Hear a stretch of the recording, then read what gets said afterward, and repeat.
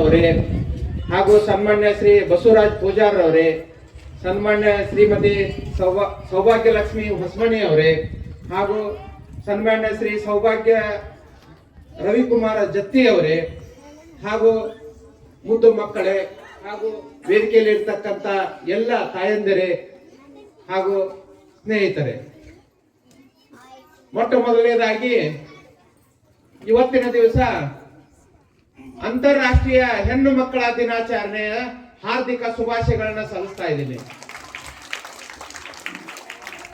ಇವತ್ತಿನ ದಿವಸ ಹೆಣ್ಣು ಮಕ್ಕಳ ದಿನಾಚರಣೆ ಅಂತಂದು ಅಂತಾರಾಷ್ಟ್ರೀಯ ಮಟ್ಟದಲ್ಲಿ ಕೂಡ ಇವತ್ತು ಆಚರಣೆಯನ್ನ ಮಾಡ್ತಾ ಇದ್ದೀವಿ. ಇಲ್ಲಿ ಕೂಡ ಹೆಚ್ಚಿನ ಸಂಖ್ಯೆಯನ್ನು ನೋಡಿದ್ರೆ ಹೆಣ್ಣು ಮಕ್ಕಳ ಸಂಖ್ಯಾಬಲ ಜಾಸ್ತಿ ಇದೆ. ಹಾಗಾಗಿ ಅವರಿಗೆ ಒಳ್ಳೇದಾಗಲಿ ಅಂತಕ್ಕಂಥ ಹಾರೈಕೆಯನ್ನ ಮಾಡ್ತಾ ಇದ್ದೇನೆ.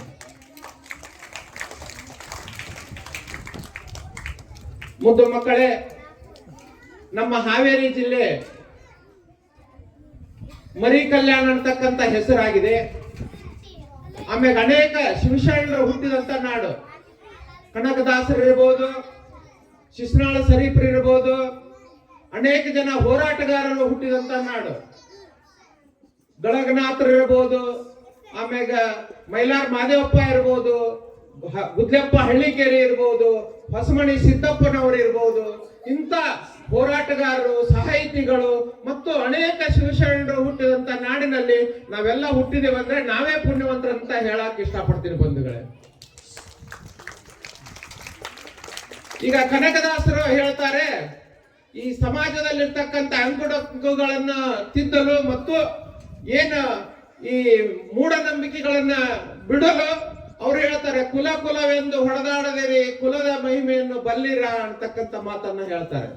ಅಂದ್ರೆ ಇವತ್ತ ನಮ್ಮ ಸಮಾಜದಲ್ಲಿ ಬರೇ ಮಾತೆತ್ತಿದ್ರೆ ಜಾತಿ, ಕುಲ, ಧರ್ಮ ಯಾವುದು ಇಂಥ ಒಂದು ಇದು ನಡೆದೈತಿ. ಅಂದ್ರೆ ವ್ಯವಸ್ಥೆ ಹಾಳಾಗೈತಿ. ಅದನ್ನ ಅವರು ಕನಕದಾಸರು ಅವತ್ತೇನು 17ನೇ ಶತಮಾನದಲ್ಲೇ ಅವರ ಒಂದು ಮಾತನ್ನ ಹೇಳಿದರು, ಕುಲ ಕುಲ ಎಂದು ಹೊಡೆದಾಡದಿರಿ, ಕುಲದ ಮಹಿಮೆಯನ್ನು ಬಲ್ಲಿರ ಅಂತಕ್ಕಂಥದ್ದು. ಈಗ ಏನು ಸ್ವಾಗತ ಭಾಷಣ ಮಾಡೋದಕ್ಕೆ ಪೂರ್ವದಲ್ಲಿ ಟೀಚರ್ ಹೇಳಿದ್ರು, ಇವನಾರವ ಇವನಾರವ ಇವನಾರವ ಎನ್ನದಿರಯ್ಯ, ಇವ ನಮ್ಮವ ಇವ ನಮ್ಮ ಮನೆಯ ಮಗನೆಂದೆನಿಸಯ್ಯ ಕೂಡಲ ಸಂಗಮ ದೇವ.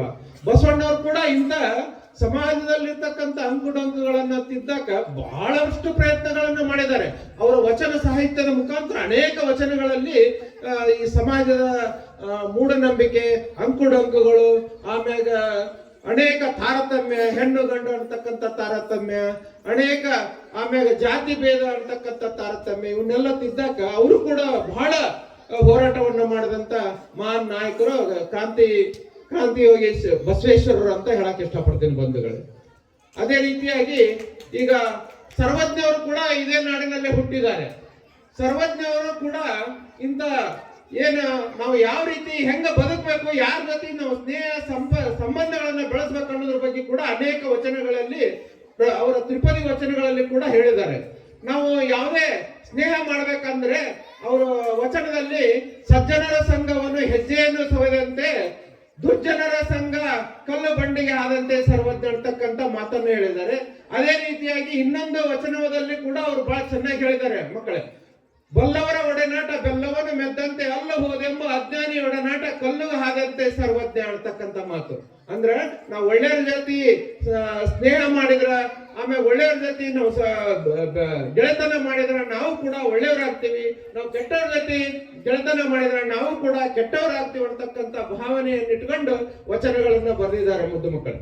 ಹಾಗಾಗಿ ಈಗ ಇವತ್ತ ನಾವು ಈ ದೇಶದಲ್ಲಿ ನಾವು ಬದುಕ್ತೀವಿ ಅಂದ್ರೆ ನಮ್ಗ ದೇಶ ಅಭಿಮಾನ ಕೂಡ ಇರ್ಬೇಕು. ನಮ್ಮ ಊರಿನ ಬಗ್ಗೆ ನಮ್ಗೆ ಅಭಿಮಾನ ಇರಬೇಕು, ನಮ್ಮ ಶಾಲೆ ಬಗ್ಗೆ ನಮ್ಗೆ ಅಭಿಮಾನ ಇರಬೇಕು, ನಮ್ಮ ಗುರುಗಳ ಬಗ್ಗೆ ನಮ್ಗೆ ಅಭಿಮಾನ ಇರಬೇಕು. ಅವಾಗ ಭಗವಂತ ನಮ್ಗೆಲ್ಲಾ ರೀತಿ ಒಳ್ಳೇದು ಮಾಡ್ತಾನೆ.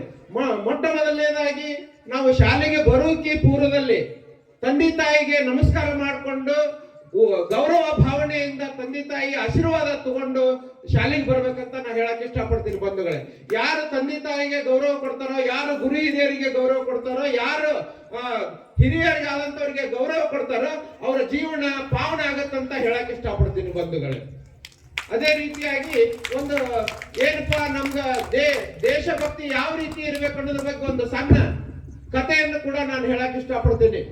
ಏನಪ್ಪಾ ಅಂದ್ರೆ ಹಿಂದೆ 1962ರಲ್ಲಿ ಚೀನಾ ಮತ್ತು ಭಾರತ ಯುದ್ಧ ನಡೀತಾ ಇತ್ತು. ಚೀನಾ ಭಾರತ ಯುದ್ಧ ನಡೀತಕ್ಕಂತ ಸಂದರ್ಭದಲ್ಲಿ ಏನಾಯ್ತಂದ್ರೆ ಅವತ್ತಿನ ಸರ್ಕಾರಗಳು ಅವತ್ತಿನ ಯಾವುದೇ ಯುದ್ಧ ಮಾಡತಕ್ಕಂತ ಸಲಕರಣೆಗಳು ಕೊರತೆ ಇತ್ತು. ಅವತ್ತ ಕೊರತೆ ಇದ್ದಂತ ಸಂದರ್ಭದಲ್ಲಿ ಚೀನಾ ದಂಡೆತ್ತಿ ಬಂತು ನಮ್ಮ ದೇಶದ ಮೇಲೆ. ದಂಡೆತ್ತಿ ಬಂದಂತ ಸಂದರ್ಭದಲ್ಲಿ ಅನೇಕ ಸೈನಿಕರು ಮರಣ ಹೊಂದಿದ್ರು. ಅವತ್ತ ಕೊನೆಗೆ 3 ಜನ ಉಳಿದ್ರು. 3 ಜನ ಉಳಿದಂತ ಸಂದರ್ಭದಲ್ಲಿ ಅದರಲ್ಲಿ ಅವರಿಬ್ರು ಕೂಡ ಡೆತ್ ಆದ್ರು. ಕೊನೆಗೆ ಉಳಿದಂತವ ಜಸ್ವಂತ್ ಸಿಂಗ್ ರಾವತ್ ಅಂತಕ್ಕಂಥವ್ರು. ಜಸ್ವಂತ್ ಸಿಂಗ್ ರಾವತ್ ಯಾವ ರೀತಿ ಅವರು ಹೋರಾಟ ಮಾಡಿದ್ರು ಅಂದ್ರೆ ಚೀನಾದ ವಿರುದ್ಧ, ಈಗ ಗುಡ್ಡದ ವಾರಿಗೆ ನಿಂತುಕೊಂಡು ಹೆಂಗಂದ್ರೆ ಒಬ್ಬನೇ ವ್ಯಕ್ತಿ ಆ ಕಡೆಯಿಂದ ಒಂದ್ಸಲ ಗುಂಡನ್ನ ಹಾರಿಸುದು, ಈ ಕಡೆ ಗುಡ್ಡಕ್ಕೆ ಬಂದು ಮತ್ತೊಂದು ಗುಂಡನ್ನ ಹಾರಿಸುದು, ಈ ತರ ಬುಲೆಟ್ ಗಳನ್ನ ಹಾರಿಸ್ತಾ ಅವರು ಚೀನಾದವರು ಹೆದರಿದ್ರು. ಏನಪ್ಪಾ ಭಾರತೀಯ ಸೈನ್ಯ ಇಡೀ ಗುಡ್ಡದ ವಾರಿಗೆ ಸನ್ನದ್ಧರಾಗಿ ನಿಂತಿದ್ದಾರೆ, ನಾವು ಮುಂದೆ ಹೋದ್ರೆ ನಮ್ಮನ್ನು ಹೆಡಮುರಿಗೆ ಕಟ್ತಾರೆ, ನಮ್ಮನ್ನು ಹೊಡೆದು ಉಳಿಸ್ತಾರೆ ಅಂತಕ್ಕಂಥ ಭಾವನೆಯನ್ನು ಇಟ್ಕೊಂಡು ಅವರು 74 ಗಂಟೆಗಳ ಒಬ್ಬನೇ ಹೋರಾಟ ಮಾಡಿದ. ಬಟ್ 74 ಗಂಟೆಗಳ ಹೋರಾಟಕ್ಕೆ ಇಬ್ರು ಹೆಣ್ಣು ಮಕ್ಕಳು ಅವರಿಗೆ ಸಹಾಯ ಮಾಡುತ್ತಾ ಇದ್ರು. ನೂರಾ ಮತ್ತು ಸೇಲಾ ಅಂತಕ್ಕಂಥ ಹೆಣ್ಣು ಮಕ್ಕಳು ಜಸ್ವಂತ್ ಸಿಂಗ್ ರಾವತ್ ಅವರಿಗೆ ಗುಂಡುಗಳನ್ನು ಯಾರು ಸತ್ತು ಬಿದ್ದಿದ್ರು, ಯಾರು ಎಲ್ಲೆಲ್ಲೇ ಅವು ಗುಂಡು ಮದ್ದುಗಳು ಬಿದ್ದಿದ್ದು ಅವ್ನು ತಂದು ಕೊಡುವಂತ ಕೆಲಸ ಮಾಡ್ತಿದ್ರು. ಆ ಗುಂಡಿನಿಂದ ಅವ್ರು ಹೆದರಿಸಿದ್ರು. ಕೊನೆಗೆ 24 ಗಂಟೆ ಆದ್ರೂ ಕೂಡ ಏನಪ್ಪಾ ಇಷ್ಟೆಲ್ಲ ಇದನ್ ಮಾಡ್ತಾ ಇದ್ದಾರೆ ಅಂತ ತಿಳ್ಕೊಂಡು ಕೊನೆಗೆ ಒಬ್ಬ ಚೀನಾ ವ್ಯಕ್ತಿ ಇವ್ರಿಗೆ ಊಟ ತಗೊಂಡು ಹೋಗೋದನ್ನ ನೋಡಿ ಎಷ್ಟು ಜನಕ್ಕೆ ಊಟ ತಗೊಂಡು ಹೋಗಕತ್ತೀರ ಅಂತ ಕೇಳ್ತಾರೆ. 3 ಜನರಿಗೆ ಅಂತ ಹೇಳ್ತಾರೆ. ಯಾಕಂದ್ರೆ ಒಬ್ಬ ಸೇಲಾ ಮತ್ತು ನೂರಾ ಅಂತಕ್ಕಂಥ ಬಾಲಕಿಯರಿದ್ರು, ಅದ್ರ ಜೊತೆಗೆ ರಾವತ್ ಅವರಿದ್ರು. ಹಂಗಾದ್ರೆ ಯಾರು ಇಲ್ಲ, ಅಲ್ಲಿ ಕೇವಲ 3 ಜನ ಇರೋದು ಅನ್ಕೊಂಡು ಅವರು ಚೀನಾದವರು ನುಗ್ಗಿ ಅವ್ರನ್ನ ಹೊಡೆದು ಉಳಿಸ್ಬೇಕಂತ ಬರ್ತಾರೆ. ಅಷ್ಟ್ರೊಳಗ ಅವ ಏನ್ ಮಾಡ್ತಾನ, ಚೀನಾದವರಿಂದ ಸಾಯಬಾರ್ದು, ನಾನೇ ಜೀವ ಅರ್ಪಣೆ ಮಾಡ್ಬೇಕಂತಕ್ಕಂಥ ಉದ್ದೇಶ ಗುಂಡನ್ನು ಶೂಟ್ ಮಾಡ್ಕೊಂಡು ಸಾಯ್ತಾನೆ. ಆದ್ರೆ ಅವ್ರು ಚೀನಾದವರು ಸುಮ್ಮನೆ ಬಿಡಂಗಿಲ್ಲ. ಅವನ ರುಂಡವನ್ನ ಕತ್ತರಿಸಿ ಚೀನಾಕ್ ತಗೊಂಡು ಹೋಗ್ತಾರೆ.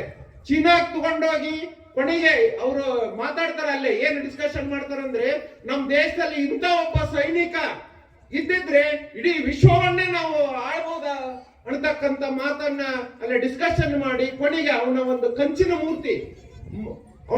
ಮೂರ್ತಿಯನ್ನ ಮಾಡಿ ಹೊಳ್ಳಿ ನಮ್ಮ ದೇಶಕ್ಕೆ ಒಂದು ಗಿಫ್ಟ್ ಅನ್ನಾಗಿ ಕೊಡ್ತಾರೆ. ಗಿಫ್ಟ್ ಅನ್ನಾಗಿ ಕೊಟ್ಟ ನಂತರ ಅಲ್ಲೇ ಜಸ್ವಂತಗಡ ಅಂತಕ್ಕಂಥ ಜಾಗ ಇದೆ. ಅದು ಜಸ್ವಂತಗಡ ಅಂತಕ್ಕಂಥ ಅಲ್ಲೇ ಒಂದು ದೇವಸ್ಥಾನ ನಿರ್ಮಾಣ ಮಾಡಿ ಅವರ ಮೂರ್ತಿಯನ್ನ ಪ್ರತಿಷ್ಠಾಪನೆ ಮಾಡ್ತಾರೆ. ಬಟ್ ಅವರ ದೇಶಭಕ್ತಿ, ಅವನ ಒಂದು ಹೋರಾಟ ಯಾವ ರೀತಿ ಇತ್ತಂದ್ರೆ, ಇವತ್ತು ಅವರು ಮರಣ ಹೊಂದಿದ್ರು ಕೂಡ ಇವತ್ತ ಸರ್ಕಾರ ಅವರಿಗೆ ಬಡ್ತಿಯನ್ನ ಕೊಡುವಂತ ವ್ಯವಸ್ಥೆ ಮಾಡ್ತಾ ಇದೆ. ಆರ್ಮಿಯಲ್ಲಿ ರಜಾ ಇತ್ತಂತ ಸಂದರ್ಭದಲ್ಲಿ ಅವ್ರ ಊರಿಗೆ ಹೋಗಾಕ ಆ ಮೂರ್ತಿಯನ್ನ ಊರಿಗೆ ಕಳಿಸಿ ಮತ್ತೆ ಹೊಳ್ಳಿ ತಂದು ಇಡುವಂತ ಕೆಲಸವನ್ನ ಮಾಡ್ತಾ ಇದೆ. ಮತ್ತ ಬಾರ್ಡರ್ ಅಲ್ಲಿ ಯಾರಾದ್ರೂ ಸೈನಿಕರು ದೇಶ ಕಾಯುವುದರಲ್ಲಿ ನಿರ್ಲಕ್ಷ್ಯ ವಹಿಸಿದ್ರೆ ಅವ್ರಿಗೆ ಬಂದು ಹೊಡೆಯುವಂತ ಕೆಲಸ ಮಾಡ್ತಾನಂತೆ ಜಸ್ವಂತ್ ಸಿಂಗ್ ರಾವತ್ ಅವರು. ಇವತ್ತಿಗೂ ಕೂಡ ಅವರ ಬಟ್ಟೆಯನ್ನ ಡೈಲಿ ಐರನ್ ಮಾಡಿರ್ತಾರೆ, ಅವರ ಬೂಟನ್ನ ಪಾಲಿಸ್ ಮಾಡಿರ್ತಾರೆ. ಬಟ್ ಅವೆಲ್ಲ ಹಾಳಾಗಿರ್ತಾವ. ಮತ್ತೆ ಬೆಳಗ್ಗೆ ಎದ್ದು ನೋಡಿದಾಗ ಅವೆಲ್ಲ ಹಾಳಾಗಿರ್ತಾವ. ಅಂದ್ರೆ ಇವತ್ತಿಗೂ ಕೂಡ ದೇಶವನ್ನು ಕಾಯ್ತಾನೆ. ನಮ್ಮ ದೇಶಭಕ್ತಿ ಇದ್ರೆ ಜಸ್ವಂತ್ ಸಿಂಗ್ ರಾವತ್ ರವರಂಗೆ ಇರ್ಬೇಕಂತಕ್ಕಂಥ ಮಾತನ್ನ ಹೇಳೋದ್ರ ಮುಖಾಂತರ ಈ ಒಂದು ಸಣ್ಣ ಕಥೆಯನ್ನ ತಮ್ಮೆಲ್ಲರಿಗೆ ಹೇಳಿದ್ದೇನೆ. ಹಾಗಾಗಿ ಎಲ್ಲ ಮುದ್ದು ಮಕ್ಕಳು, ಮೊದಲನೇದಾಗಿ ಗುರು ಹಿರಿಯರಿಗೆ, ತಂದೆ ತಾಯಿಗೆ ಮತ್ತು ಎಲ್ಲ ಯಾರೇ ಏನೇ ಒಂದು ಒಳ್ಳೆ ಕೆಲಸ ಹೇಳಿದ್ರೆ ಒಳ್ಳೆ ಕೆಲಸವನ್ನ ಮಾಡ್ರಿ, ನಿಮ್ಗೆಲ್ಲ ಒಳ್ಳೇದಾಗುತ್ತೆ. ಮತ್ತೆ ಎಲ್ಲರ ಬಗ್ಗೆ ಅಭಿಮಾನ ಇರಲಿ. ನಾವ್ ಎಲ್ಲಿ ಓದಿರ್ತೀವಿ ಆ ಶಾಲೆ ಬಗ್ಗೆ ಅಭಿಮಾನ ಇರಬೇಕು. ನಮ್ಮ ಗುರುಗಳು ಕಲಿಸಿದ ಗುರುಗಳ ಬಗ್ಗೆ, ನಮ್ಮ ತಂದೆ ತಾಯಿ ಬಗ್ಗೆ ಅಭಿಮಾನ ಇಟ್ಟುಕೊಂಡು ನೀವು ಜೀವನವನ್ನ ಮಾಡಿದ್ದಾದ್ರೆ, ನೀವು ಚೆನ್ನಾಗಿ ಓದಿದ್ದೆ ಆದ್ರೆ ನಿಮ್ಮ ಜೀವನ ಪಾವನೆ ಆಗುತ್ತಂತ ಹೇಳಿ ಈ ಸಂದರ್ಭದಲ್ಲಿ ನನಗೆ ಮಾತಾಡ್ಲಿಕ್ಕೆ ಅವಕಾಶ ಮಾಡಿಕೊಟ್ಟಂತ ಎಲ್ಲ ಗುರು ಹಿರಿಯರಿಗೆ ವಂದಿಸಿ, ಮತ್ತೆ ಇನ್ನೊಂದು ಮಾತು ದಯವಿಟ್ಟು ಕ್ಷಮೆ ಇರಲಿ. ಇನ್ನೊಂದು ನಿಮ್ಗೆ ಒಂದು ಮಹಿಳೆಯ ಒಂದು ಕತೆ ಹೇಳ್ತೇನೆ. ಇನ್ನೊಂದು ಸಣ್ಣ ಕತೆ.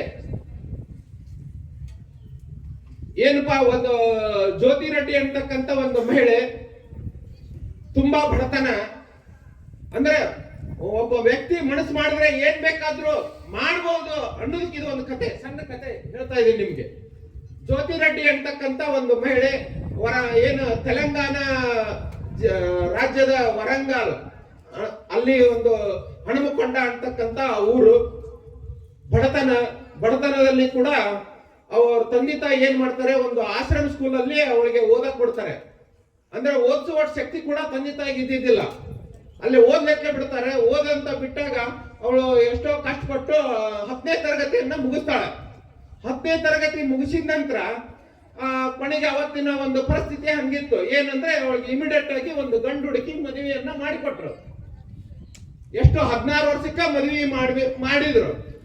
ಮದುವೆ ಮಾಡಿದ ನಂತರ ಈಗ ಅವಾಗ ಏನ ಸರ್ವ ಶಿಕ್ಷಣ ಅಭಿಯಾನ ಒಂದು ಕಾರ್ಯಕ್ರಮ ಬಂತು ನೋಡ್ರಿ. ಇದು ರೀಸೆಂಟ್ ಆಗಿ ನಡೆದ ಘಟನೆ ನಾನು ಹೇಳೋದು, ಏನು ಬಹಳ ಹಳೆ ಕತೆ ಅಲ್ಲ, ಏನಲ್ಲ.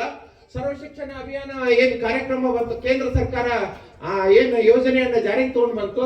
ಅಂತ ಸಂದರ್ಭದಲ್ಲಿ ಆ ಹನುಮಕೊಂಡ ಗ್ರಾಮದಲ್ಲಿ ಹೋಗಿ ಯಾರಾದ್ರೂ 10th ಓದ್ದಾರ ಇದಾರ, ವಿದ್ಯಾವಂತರು ಇದಾರ ಅನ್ನುವಂಗ ಹುಡುಕ್ತಾರೆ. ಅವಾಗ ಈ ಏನು ಜ್ಯೋತಿ ರೆಡ್ಡಿ ಅವರು ಸಿಗ್ತಾರೆ. ಜ್ಯೋತಿ ರೆಡ್ಡಿ ಅವರಿಗೆ ಆ ಜವಾಬ್ದಾರಿಯನ್ನು ಕೊಡ್ತಾರೆ. ಏನು ಯಾರು ವಿದ್ಯಾವಂತರನ್ನಾಗಿ ಮಾಡಕ ಅವಕಾಶ ಮಾಡಿಕೊಡ್ತಾರೆ. ಚೆನ್ನಾಗಿ ಕೆಲಸವನ್ನ ಮಾಡ್ತಾಳೆ. ಚೆನ್ನಾಗಿ ಕೆಲಸ ಮಾಡದಂತ ಸಂದರ್ಭದಲ್ಲಿ ಅಲ್ಲೊಬ್ಬ ಗುರುಗಳು ಸಿಗ್ತಾರೆ. ಅವರ ಒಂದು ಪ್ರೋತ್ಸಾಹದಿಂದ ಅವರು ಉನ್ನತ ವ್ಯಾಸಂಗವನ್ನ ದೂರ ಶಿಕ್ಷಣ ಉನ್ನತ ವ್ಯಾಸಂಗವನ್ನು ಕೂಡ ಮಾಡ್ತಾಳೆ. ಉನ್ನತ ವ್ಯಾಸಂಗವನ್ನ ಮಾಡಿ ಅವಳು ಫಾರಿನ್ಗೆ ಹೋಗ್ತಾಳೆ. ಫಾರಿನ್ಗೆ ಹೋಗಿ ಅವಳು ಹೆಂಗಂದ್ರೆ 3 ರೂಪಾಯಿ ಕೂಲಿ ಮಾಡಿದಂತಕ್ಕೆ 5 ರೂಪಾಯಿ ಕೂಲಿ ಮಾಡಿದಂತ ಜ್ಯೋತಿ ರೆಡ್ಡಿ ಅವರು ಇವತ್ತ ಫಾರಿನ್ ಅಲ್ಲಿ ಇವತ್ತಿಗೂ ಕೂಡ ಇದ್ದಾರೆ. 500 ಕೋಟಿಯ ಒಡತಿ. ಅಂದ್ರೆ ಸಾಫ್ಟ್ವೇರ್ ಕಂಪನಿಯನ್ನ ತೆಗೆದು ಅಲ್ಲಿ ಹೋಗಿ ಯಾವುದೋ ಒಂದು ಲಿಂಕ್ ಮುಖಾಂತರ ಇವತ್ತು 500 ಕೋಟಿಯ ಒಡತಿ ಆಗಿದ್ದಾಳೆ. ಹಾಗಾಗಿ ಮನುಷ್ಯನಿಗೆ ಯಾವುದು ಮನಸ್ಸು ಮಾಡಿದ್ರೆ ಯಾವುದು ದೊಡ್ಡದಲ್ಲ. ಎಲ್ಲರೂ ನಾವು ಮನಸ್ಸು ಮಾಡ್ಬೇಕು, ದೃಢ ಸಂಕಲ್ಪ ಇರಬೇಕು, ದೃಢ ನಿರ್ಧಾರ ಇರಬೇಕು. ಅವಾಗ ನಾವು ಏನ್ ಬೇಕಾದನ್ನು ಸಾಧಿಸಬಹುದು ಅಂತಕ್ಕಂತ ನಮ್ಗೆ ತೋರಿಸ್ಕೊಟ್ಟಂತವ್ರು ಈ ತೆಲಂಗಾಣ ರಾಜ್ಯದ ಜ್ಯೋತಿ ರೆಡ್ಡಿ ಅವರಂತ ಹೇಳಿ ಈ ಸಂದರ್ಭದಲ್ಲಿ ನನಗೆ ಮಾತಾಡ್ಲಿಕ್ಕೆ ಅವಕಾಶ ಮಾಡಿಕೊಟ್ಟಂತ ಎಲ್ಲ ಅಕ್ಕ ತಂಗಿಯರಿಗೆ, ಮುದ್ದು ಮಕ್ಕಳಿಗೆ, ಎಲ್ಲ ವೇದಿಕೆ ಮೇಲೆ ಇರ್ತಕ್ಕಂಥ ಎಲ್ಲ ಗಣ್ಯರಿಗೆ, ಎಲ್ಲ ಶಿಕ್ಷಕ ವೃಂದಕ್ಕೆ ನಾನು ವಂದನೆಗಳನ್ನು ಸಲ್ಲಿಸಿ ನನ್ನ ಮಾತನ್ನ ಮುಗಿಸುತ್ತೇನೆ. ಜೈ ಹಿಂದ್, ಜೈ ಕರ್ನಾಟಕ.